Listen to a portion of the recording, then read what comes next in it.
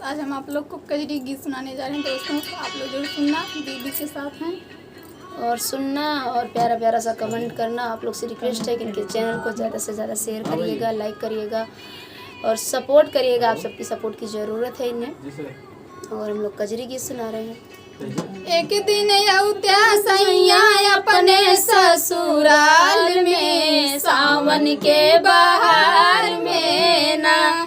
एक दिन अयोध्या सैया अपने ससुराल में, सावन के बहार में ना। झूला डाल दे बन बुलाया नार पे, सावन के बहार में ना। झूला डाल दे बन बुलाया नार पे, सावन के बहार में ना।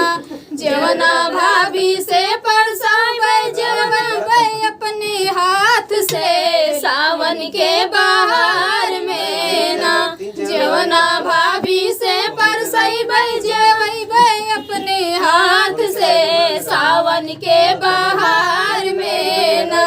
एक दिन अयोध्या सैया अपने ससुराल में, सावन के बहार में ना।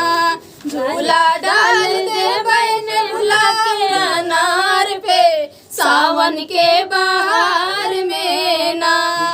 जलवा भाभी से भरई घुटई अपने हाथ से, सावन के बहार में ना। जलवा भाभी से भरई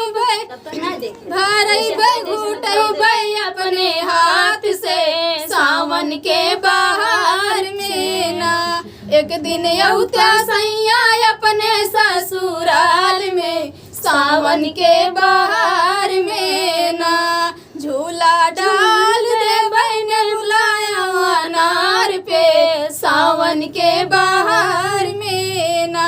बिरवा भाभी से जोड़ई कूचई अपने हाथ से, सावन के बहार में ना। बिरवा भाभी से जोड़ई कूचई अपने हाथ से, सावन के बहार में ना। एक दिन अयोध्या सैया अपने ससुराल में, सावन के बहार में ना। झूला डाल दे